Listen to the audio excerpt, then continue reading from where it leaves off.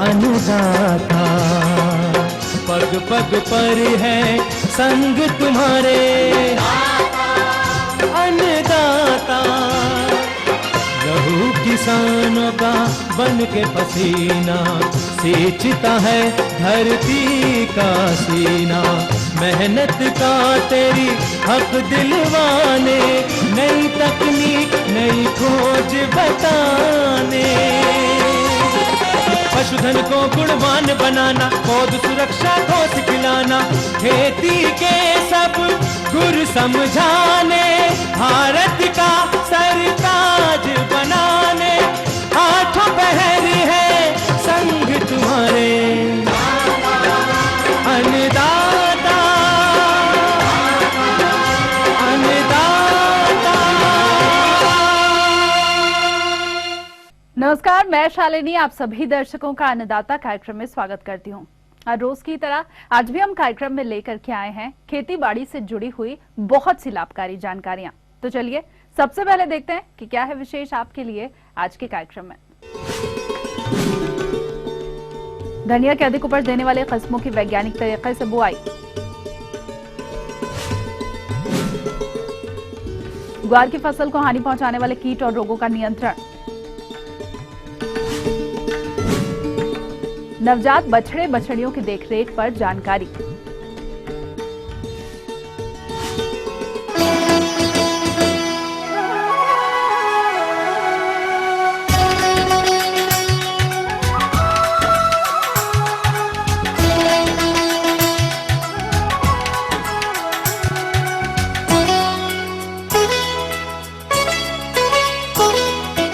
दाने के लिए धनिया की खेती लगभग 1,16,000 हेक्टेयर क्षेत्र में की जाती है, जबकि इसकी औसत उपज 427 किलोग्राम प्रति हेक्टेयर है, जो कि अन्य राज्यों की तुलना में काफी कम है।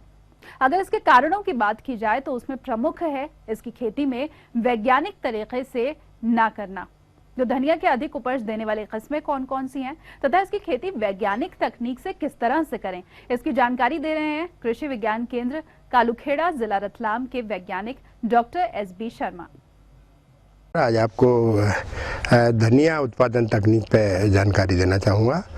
यदि हम अच्छा तरीके से निम्न विधियों को अपनाते हैं तो हम अच्छा धनिया का उत्पादन ले सकते हैं। धनिया के लिए बहुत ज़्यादा हमको तैयारी नहीं करना है। अच्छा हमारा खेत है और उसमें हम 2 बार कल्टीवेटर चला के और पाटा लगा के बढ़िया समतल खेत कर लें, क्यारी बना दें। खाद एवं उर्वरक प्रबंधन। असिंचित धनिया से अच्छी पैदावार लेने के लिए गोबर की खाद 20 टन प्रति हेक्टेयर के हिसाब से खेत की तैयारी के समय ही मिला देना चाहिए। उसके बाद रासायनिक उर्वरकों में 40 किलोग्राम नत्रजन, 30 किलोग्राम फास्फोरस तथा 20 किलोग्राम पोटास एवं 20 किलोग्राम सल्फर प्रति हेक्टेयर की आवश्यकता होती है तथा सिंचित अवस्था में 60 किलोग्राम नत्रजन, 40 किलोग्राम फास्फोरस तथा 20 किलोग्राम पोटास एवं 20 किलोग्राम सल्फर प्रति हेक्टेयर की दर से प्रयोग करना चाहिए। असिंचित अवस्था में उर्वरकों की संपूर्ण मात्रा आधार खाद के रूप में देना चाहिए तथा सिंचित अवस्था में नाइट्रोजन की आधी मात्रा एवं फास्फोरस और पोटास की पूरी मात्रा बोने के पहले अंतिम जुताई के समय देना चाहिए। नाइट्रोजन की शेष आधी मात्रा का उपयोग खड़ी फसल में उपरिवेशन के रूप में प्रथम सिंचाई के बाद प्रयोग करना चाहिए। धनिया में सर्वप्रथम तो ये जान लें कि हमें कहीं भी जहाँ भी अच्छा सोर्स है वहाँ से वैरायटी के हिसाब से चयन करें। इसमें 2-3 वैरायटी बहुत अच्छी हैं, जैसे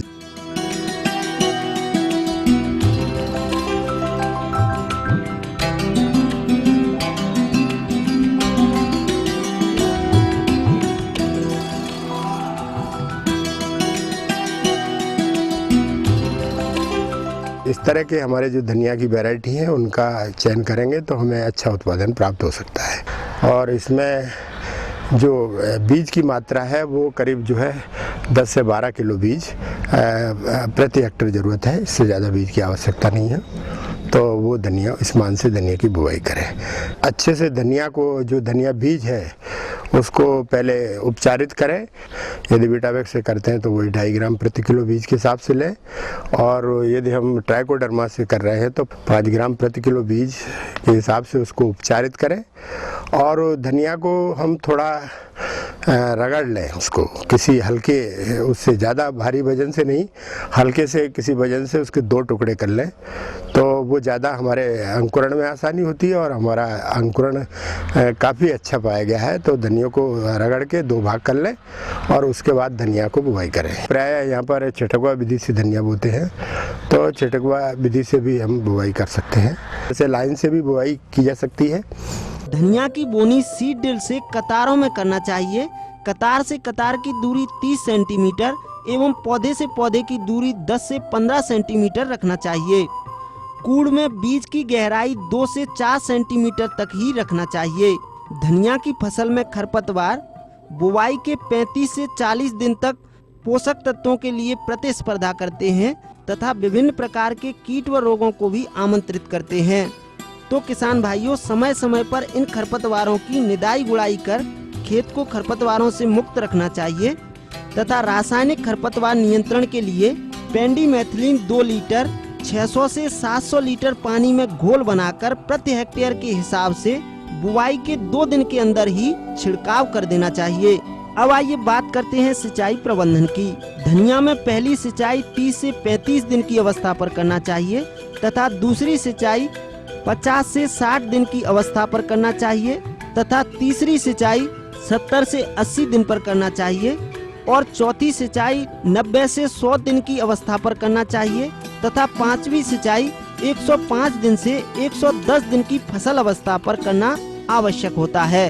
किसान भाइयों, इन बताई हुई बातों को ध्यान में रखते हुए यदि आप धनिया की खेती करते हैं तो आपको आने वाले समय में अच्छे एवं गुणवत्ता युक्त उत्पादन की प्राप्ति होने से आर्थिक लाभ की प्राप्ति होगी।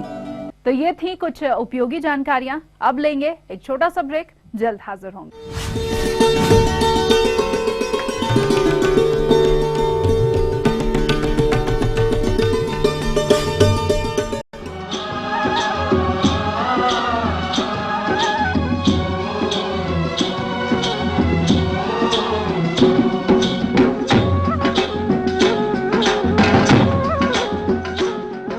ब्रेक के बाद एक बार फिर से आप सभी दर्शकों का अन्नदाता कार्यक्रम में स्वागत है। बढ़ते हैं अगली प्रस्तुति की ओर।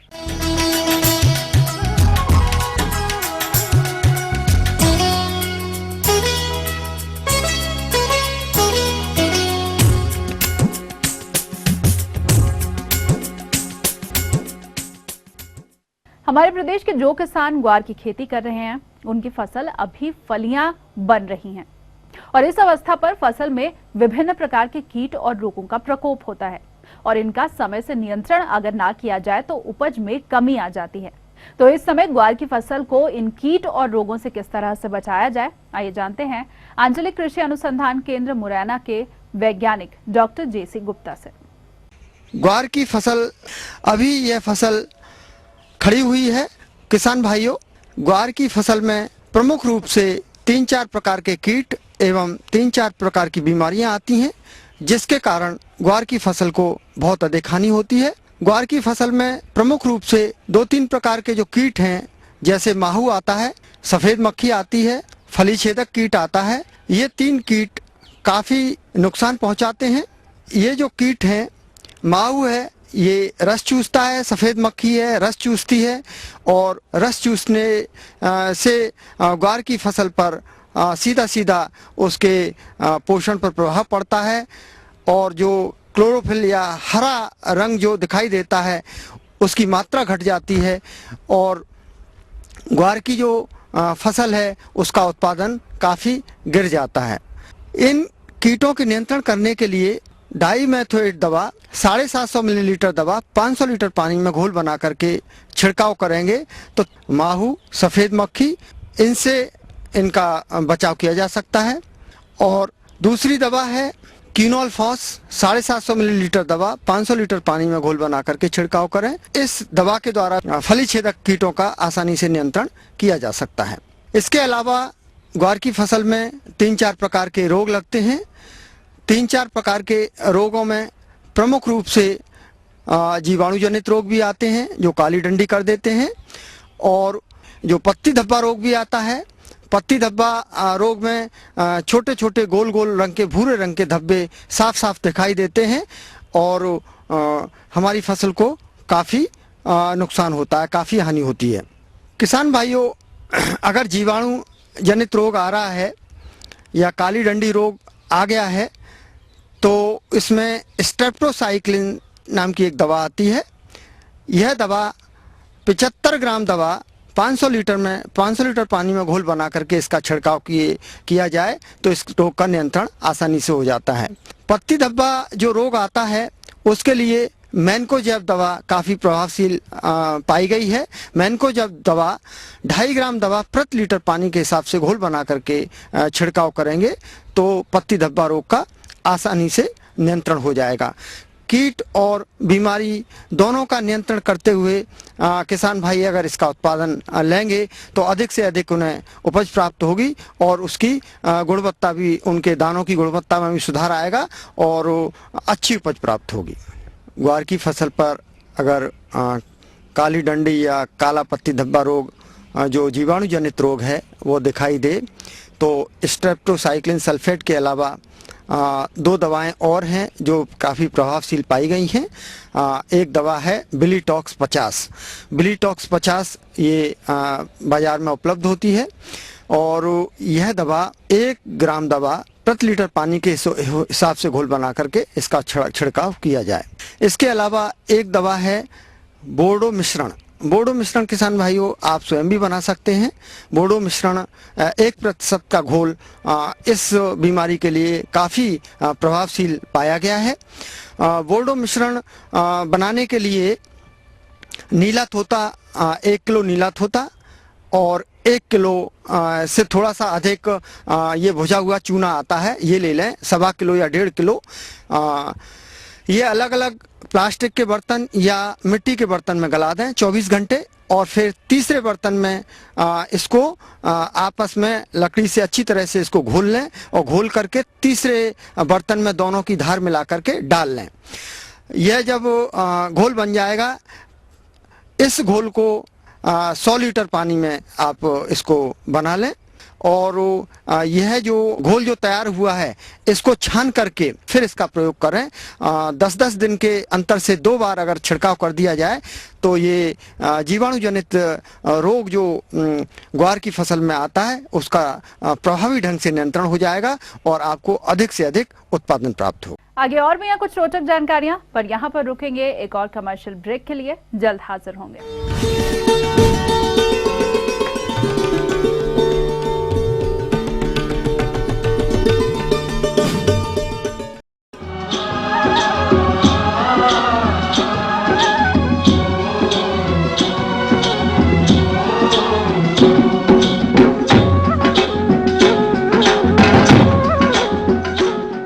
ब्रेक के बाद आप सभी दर्शकों का एक बार फिर से स्वागत है और चलिए अब रुख करते हैं अगली कड़ी की ओर।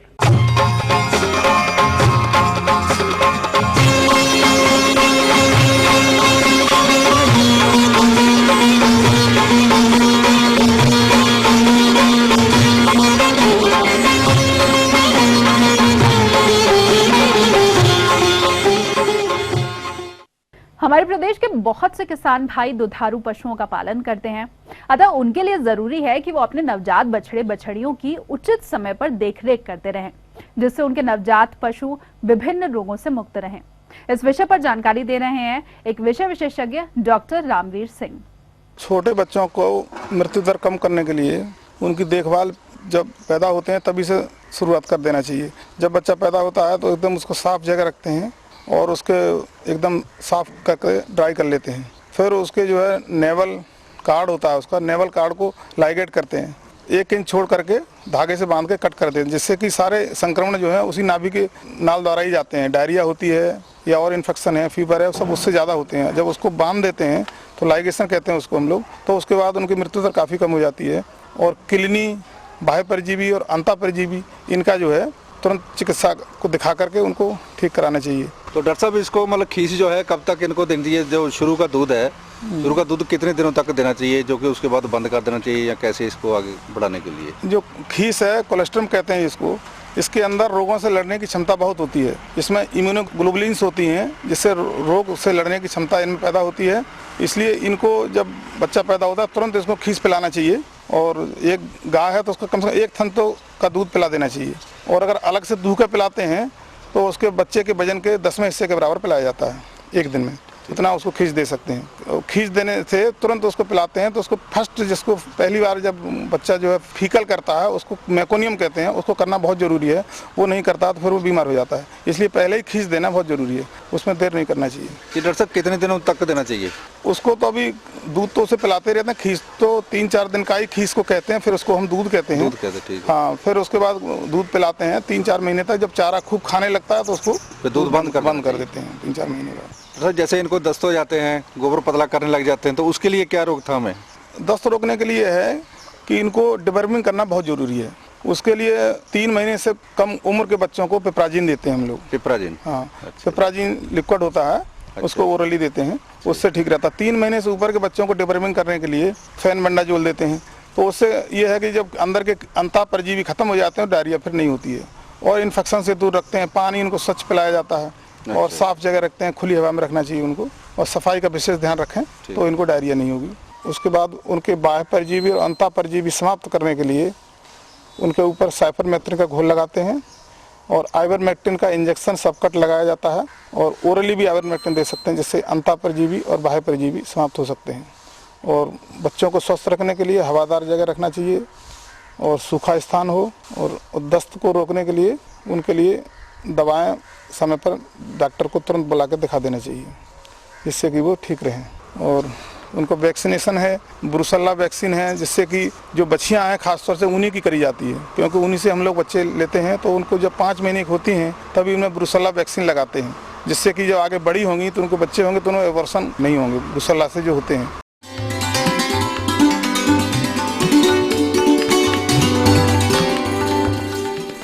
अन्नदाता हेल्पलाइन निशुल्क फोन संपर्क सेवा के माध्यम से आपके द्वारा पूछे गए प्रश्नों में से 1 या फिर 2 महत्वपूर्ण प्रश्नों को हम अपने कार्यक्रम में शामिल करते हैं, और इसी के तहत आज का चयनित प्रश्न और उसका जवाब इस प्रकार है। अन्नदाता निशुल्क फोन संपर्क सेवा के माध्यम से पूछे गए प्रश्नों में से आज हमने जिस प्रश्न को कार्यक्रम में शामिल किया है उससे पूछा है चापा जिला जांजगीर के कृषक वैभव गुप्ता ने।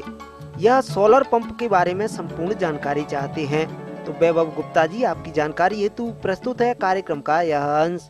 जहाँ पे बिजली की पहुंच नहीं होती है, सौर ऊर्जा तो आनी ही है, तो वहाँ पे हम क्या करते हैं, सौर ऊर्जा का प्लांट बिठा देते हैं और उस प्लांट के थ्रू पंप को सोलराइज कर देते हैं। उससे होता यह है कि किसान की जो निर्भरता होती है बिजली के ऊपर वो खत्म हो जाती है। अब इसमें जो अभी फिलहाल जो सबसे पॉपुलर पंप यूज करते हैं किसान, वो होता है एक 3 HP का और एक होता है 5 HP का। मोटा मोटी ये मान के चलिए कि 1 एकड़ के पीछे 1 HP पंप काम करता है। तो छत्तीसगढ़ स्टेट में जो 3 HP और 5 HP के सोलर पंप है उसमें काफ़ी अच्छी सब्सिडी मिल रही है, करीब 50% के आसपास किसान को सब्सिडी मिल जाती है। उसके अलावा सेंट्रल गवर्नमेंट से 32,400 रुपये के सब्सिडी का प्रावधान है, वो ऑल ओवर इंडिया एप्लीकेबल है, तो वो किसान उसका फ़ायदा उठा सकते हैं। ये जो सब्सिडी की जानकारी सोलर पंप का काम करती है डिस्ट्रीब्यूटर्स या डीलर्स, उनके पास भी आपको इसकी जानकारी मिल जाएगी। देखिए, अगर हम मार्केट से खरीदने जाएंगे तो 3 HP का पंप करीब 3.5 लाख रुपए का आता है, और 5 HP का पंप वही 5 से 5.25 लाख रुपए तक के आता है।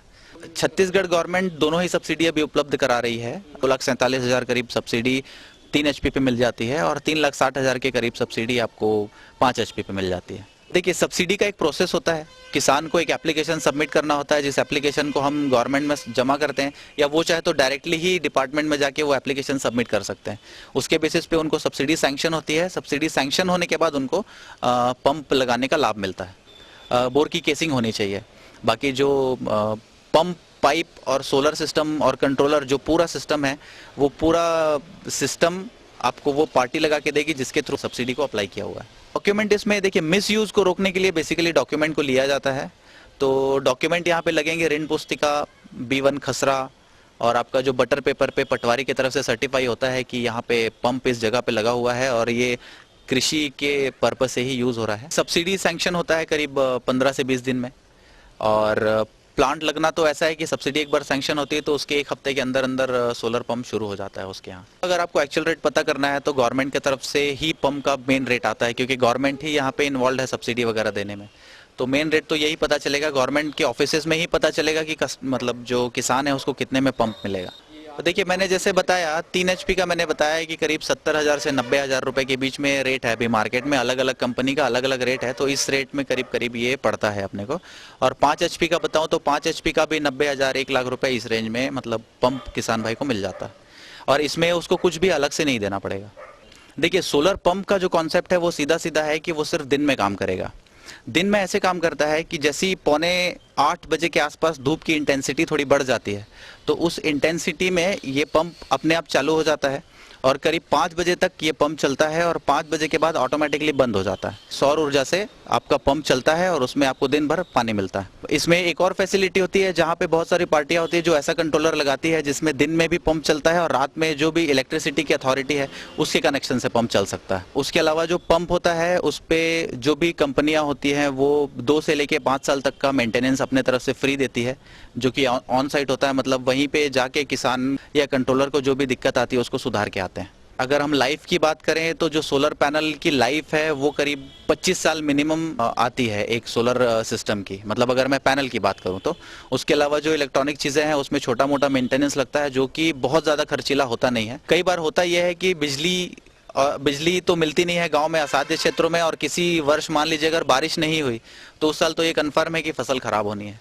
लेकिन अगर हम दोनों की निर्भरता हटा के सोलर प्लांट लगा लेते हैं, सोलर पंप लगा लेते हैं, तो उस केस में होता यह है कि किसान की निर्भरता खत्म होती है तो फसल खराब होने से बच जाती है। और देखिए अभी अगर मैं बोलूं तो जो पंप की छोटी मोटी दिक्कतें हैं कि कई बार पंप जल जाता है या पंप ड्राई रन हो जाता है जिसकी वजह से पंप खराब होता है, तो यही छोटी मोटी दिक्कतें आती हैं। अदरवाइज तो पैनल नो मेंटेनेंस चीज़ है, उसमें सिर्फ आपको अगर उसको मेंटेन करना है आपको सोलर पैनल को तो उसको धोना पड़ेगा, ये एक रहता है। उसके अलावा सोलर पंप में जो स्ट्रक्चर हम लगाते हैं, स्ट्रक्चर को ट्रैकिंग किया जाता है। मतलब जैसे साल में 2 बार सूरज अपनी दिशा चेंज करता है, तो उस तरह से हम स्ट्रक्चर लगाते हैं जिसमें जो दिशा है वो मैनेज हो जाती है। इसमें देखिए होता ही है कि वोल्टेज ड्रॉप हो जाता है तो जो प्रेशर है वो कम हो जाता है। तो और दूसरी बात यह है कि अगर बरसात की हम बात करें तो बरसात में जब बहुत ज़्यादा डार्क होता है तब पानी गिरता ही है, तो जब पानी गिर रहा है तो हमें अलग से उसको इरीगेट करने की ज़रूरत नहीं है। तो अगर हम ये देखें तो इसका जो यूज़ है वो सनी डेज में है, जैसे समर में मतलब गर्मी के मौसम में बहुत ज़्यादा मतलब इससे हमको हेल्प मिल जाती है इरिगेशन में, क्योंकि उस समय लाइट भी नहीं होती है। जो 2 महीने मान के चलिए बरसात के हैं, उस 2 महीने में बरसात हो जाती है तो सोलर पंप की उतनी आवश्यकता हमें पड़ती नहीं है। और अगर बरसात नहीं होती तो धूप खिली रहती है, धूप खिली रहेगी तो पंप चलता है।